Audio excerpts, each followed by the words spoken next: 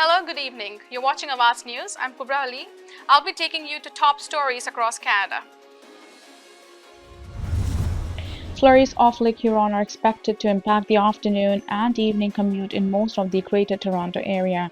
Environment Canada has issued a special weather statement advising of flurries at times heavy, which could reduce visibility and cause hazardous driving conditions. Environment Canada says Toronto could see up to 2 centimeters of snow accumulation. The temperature will dip to low of -11 Celsius tonight, feeling like -18 with the wind chill to overnight.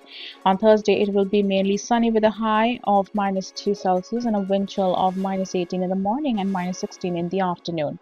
Sunny conditions are also in the forecast for Friday with a high of 5 Celsius. Georgia Mamoliti, former Toronto City Councillor and a former Ontario MPP, has died at age of 64. Mamoliti's son, Christopher, confirmed to Awaz News in a communication that his father was surrounded by his family when he passed. He said he died unexpectedly and at home. "We are obviously devastated and are left with a tremendous void. Dad loved his family, his community, and our beautiful city," he wrote. "We respectfully asked for privacy at the time, but we'll be sure to share the viewing information as it becomes available." Mamoliti served as the city councillor for Ward 7, York West, now known as Humber River Black Creek, from 2000 until 2018, representing communities in the city's northwest end. Before his time at City Hall, Mamoliti was elected to the Ontario Legislature, serving as a member of provincial parliament for the NDP from 1990 to 1995, a role that would help him build the political profile that would later define his municipal career. At City Hall, Mamoliti was known for his outspoken style and willingness to take controversial positions, such as in 2018 when he called on the city to bring back carding and school police officers. At one point, he also referred to Parkdale as a pedophile district. Over 18 years and on council, he frequently waded into debates and became one of the body's most recognizable voices. He was also a member of late Toronto Mayor Rob Port's executive committee, as well as serving on the Toronto Region Conservation Authority and the Hockey Hall of Fame committee. In the 2018 municipal election, Mamoliti was defeated by Anthony Perusa in Ward 7, ending his long tenure on council. He later ran again for office in 2023 but was unsuccessful. Reaction has begun to pour in as word of Mamoliti's death continues to spread. In a statement, Toronto Mayor Olivia Chow offered sincere condolences to his family and friends and to all those mourning his loss today. Humber Polytechnic is offering voluntary exit packages to staff as it confronts mounting financial pressure, warning that deeper job cuts could follow if the uptake is too low. In a letter to employees, which was viewed by Awaz News, Humber's president Anne-Marie Vaughan said the college has reached a point where more fundamental choices are required to stabilize in its finances.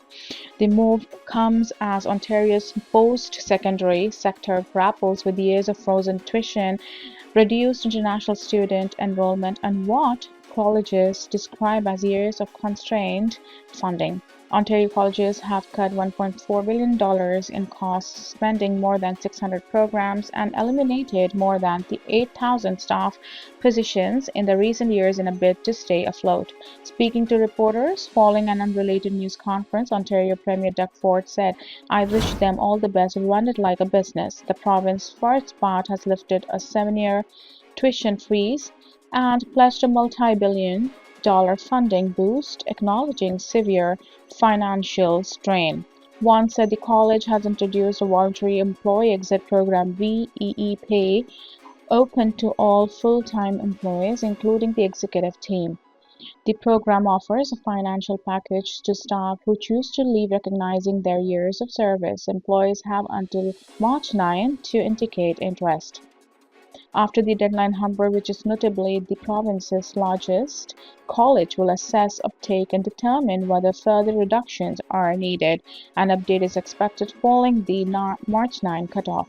Humber Polytechnic confirmed the exit program in a statement to Awaz News, explaining it continues to face extraordinary budgetary and financial pressures despite recent provincial funding. Ontario universities and colleges have long argued they operate with lower pre-student public funding than counterparts in other provinces. A 58-year-old man is facing charges for allegedly making threats and hate-related comments towards Tim Hortons employee in Whitby, Ontario early this month. Durham Regional Police said the man attended several Tim Hortons restaurants and parking lots between February 11th and 21 and made the alleged threats and comments. He also alleged threatened motorists. No injuries were reported. Police located the suspect in his vehicle on February 21st, and following a traffic stop, he was arrested without incident. In a news release on Wednesday, the suspect was identified as James Newlands of no fixed address. He has been charged with 5 counts of uttering threats and 1 count of criminal harassment. An autism therapist working at a clinic in Milton, Ontario, has been charged after allegedly assaulting children during their session. In a release on Wednesday, Halton police said an investigation was launched after they received a complaint involving a therapist working at an applied behavior analysis (ABA) speech and occupational clinic. The alleged offenses occurred during therapy sessions at Spectacle Kids, located on Brant Street South near Derry Road West. Police said 2 victims were identified during the investigation, and both victims are children with autism who were alone with the accused at the time of the offences. Muasser Faraz, 25, of Mississauga, was arrested on February 24th and has been charged with 6 counts of assault, 1 count of assault with a weapon, and 1 count of assault causing bodily harm. Investigators believe there may be additional victims, and anyone with additional information is asked to contact police at 905-825-4777 extension 8970. The possibility of amalgamation of cities and towns in Niagara region will be decided by local mayors, Ontario Premier Duckworth said Wednesday, though he believes something must be done to improve governance. The regional municipality of Niagara has a 2-tier governance structure with an upper-tier government as well as 12 lower-tier municipalities with 126 councillors in total. The new provincially appointed chair of the region, Bob Gale, has told the province the region has far too many tax increases, a growing capital backlog in the billions, and an inability to be fiscally prudent. Any move toward amalgamation has to be led by Niagara, simple as that, Ford said at an unrelated news conference in Niagara Falls. Gale was appointed to the role in December by Municipal Affairs and Housing Minister Rob Flack. He recently wrote to Flack about the situation in the region. Gale has proposed reducing the number of councillors and restructuring the region, including potential amalgamations. Ford agreed with Gale that taxes in the region are too high, there are too many politicians, and that amalgamation would save taxpayers money. Ford said he will ultimately side with whatever the majority of them decide. But the possibility of amalgamation has divided the region's 12 mayors. Niagara Falls Mayor Jim Diodati said he is in the favor of amalgamating down to 4 cities. He said the 2-tier government has led to bloated property tax increases and too many politicians. Fort Erie Mayor Wayne Rudikoff said the town does not support forced amalgamation but rather a more efficient government if amalgamation is forced upon them. Rudikoff said they would prefer to go it on their own. We believe that financially and administratively we can accomplish that, he said in an interview. Halton police have arrested and charged a long-time Hamilton police officer in connection with an investigation involving child sexual abuse and exploitation material offenses.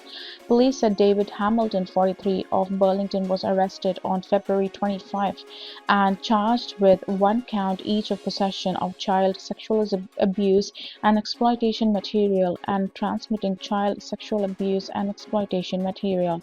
He has been held in custody pending a bail hearing in Milton. Investigators said the offences alleged to have occurred in Burlington between January 3rd and 4th of this year. I can confirm the offences did not occur while the accused was engaged in any duties as it relates to his employment with Hamilton Police Service, Halton Police spokesperson Constable Chuff Dillon said in an email to Awaz News. In a statement, the Hamilton Police Service said Hamilton was a constable who had been a member of the service for 19 years and affiliated with the Pro-Action Corps of Anti-Kids program. They add that he has been suspended without the pay.